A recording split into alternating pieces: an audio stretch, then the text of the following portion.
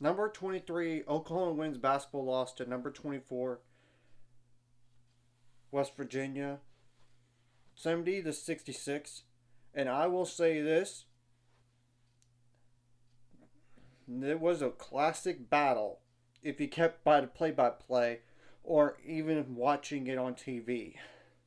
At halftime, it was 32-31. Oklahoma was up. Second half, West Virginia scored 39 points. Oklahoma scored 34. Now it's obviously a difference in the game. And this loss for Oklahoma means that they have two conference losses officially. And West Virginia is now 11-3 in the conference under a new head coach for the second straight year. That's pretty impressive. And I expect West Virginia to move up in the rankings, especially going 2-0 this week. Now, Oklahoma, on the other hand, they beat Baylor this week, as we all know. But we'll have to wait and see what happens to them. And I'm going to go over like the last minute and a half in a game or so. So I apologize if I am looking down. Just to recap it for y'all if y'all didn't keep track or anything. As well as go over the stats, which I'll get to that. And I apologize for looking down for that as well. I just can't memorize every single thing, okay? With 1:29 left, Beatrice Colleton from Oklahoma fouled. And J.J. Cornley made the first free throw but missed the second. So 63-61 West Virginia. And Beatrice Colleton got the defensive rebound. Nevaeh Tot turned the ball over with 1:21 left. And Jordan Harrison got the steal. And J.J. Cornley, around 57 seconds left, made a jumper. So 65-61. Beatrice Colleton from Oklahoma missed a layup. Tyvee Diggs got the defensive rebound and foul on Lexi Keys and foul on Kenny Tucker within the next 2 seconds there. And Jayla Hemingway made both free throws. So it was a 6-point lead for West Virginia, 67-61. Then there was a foul on Jordan Harrison around 40 seconds left, but around 32 seconds left, Skylar Van missed a layup, and West Virginia called timeout.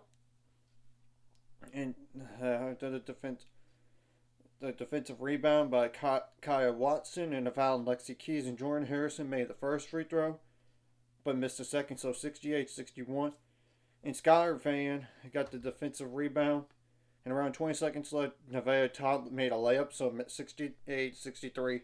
Then things got a little bit interesting because Kaya Watson turned the ball over, which was stolen by Candy Tucker, and Nevaeh Tot made a three around 9 seconds left. So 68-66, and West Virginia called timeout. Skylar Van from Oklahoma fouled just to try to extend the game and everything. And Tyvee Diggs went to the line, missed both, so it's 68-66 still. And Oklahoma called timeout to advance the ball.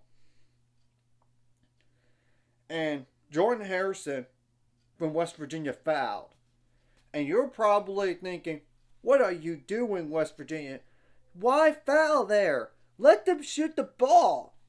But fortunately for them, Nevaeh Tot from Oklahoma missed both free throws. And West Virginia got the defensive rebound, and Nevaeh Tot fouled right away, but Jordan Harrison made both free throws to put the game out of the reach. And Oklahoma called timeout, and they missed a three by Lexi Keys at the very end. And West Virginia got defensive board, but you get the whole point. That could have been an overtime game, potentially. I mean, if Nevaeh Tot made both free throws right there, the game could have been in overtime. And I'm going to go over stats for the game now. Like, points on turnovers favor West Virginia pretty handily. 23-9. That's the way they win games. West Virginia does. When you look at the numbers this year in every game, fast break points 13-10 in favor of West Virginia. Points in the paint favor West Virginia 36-22. But I will say, you gotta be kicking yourselves, Oklahoma, a bit, because when you look at the free throw numbers, you'll know why. Oklahoma didn't shoot the ball bad. 42.1% from the field on 57 attempts, including 61.9% on threes on 21 attempts. You're making your shots, but your free throws, 45.5% on free throws on 11 attempts, including 2 that you could have sent, got this game to potentially overtime, and if you would have got a stop, and maybe did, but it's not like a guarantee it would have gone to overtime anyway if she would have made both free throws. But you get the whole point. 41 rebounds, 10 of those offensive, 10 assists, 10 steals, 25 turnovers. That's way too much. That's what hurt you in the game too. 18 fouls and 10 points off the bench, and 4 double-digit scores that combined for, okay, the non-double-digit scores combined for 12 points, so 54 points for 4 players, and 1 player had 6 or more points with 6.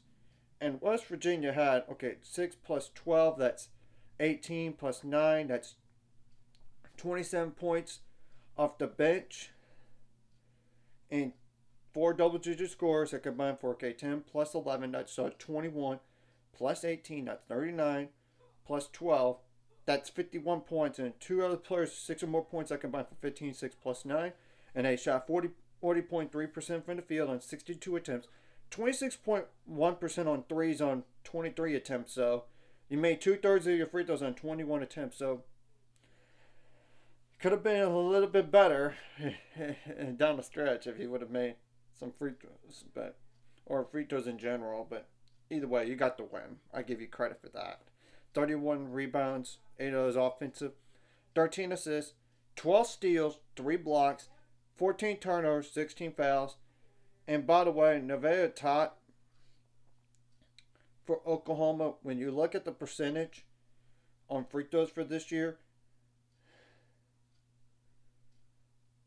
it is 71.9%. So not like a terrible free throw shooter, but the year before she was like 90.2, but that was on 41 attempts, and this year is on 32 attempts. So you got to take it as you will. So what do these two teams have going for? Well, the remaining of the games for the rest of the year, Oklahoma has to go on the road to Cincinnati. You got Oklahoma State at home. You got to play Texas, which you beat Texas at Texas last time, but I would have to think Texas might want to get revenge.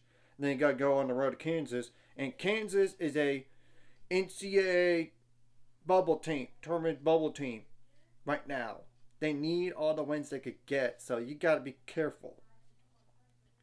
Now, West Virginia, on the other hand, who do they have going for the rest of the year? They got Kansas State on the road, which they have Ayoka Lee back. That's going to be a hard game. And you got Baylor at home, which Baylor beat you at Baylor, but that was on the road. And we'll have to wait and see how they do.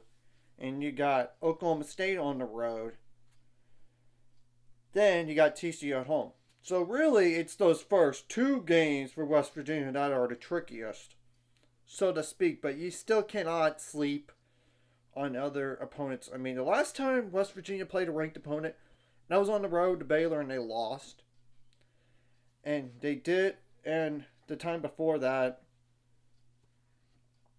was Texas, but that was at home, and they got beat pretty bad. I mean, at that point. And even Penn State, they played.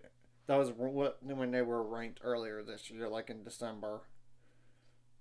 So, we're going to wait and see what happens from here for both of these teams. So anyways, if you like this content, hit the like and subscribe button. See you guys later on the road to 600 subscribers. Of course, ultimate goal. It's 1,000 more, so make money out this. Of course, liking the video, comment the video really helps YouTube algorithm so more people can see it. Sharing the video does help as well, so more people can watch. And if you're watching and not subscribed, hit the subscribe button. It's free the notification bell as well.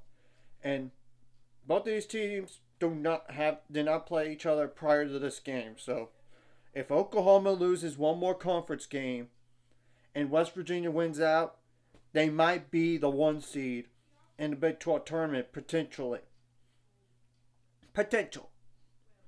But it's still some games left here. So we'll have to wait and see.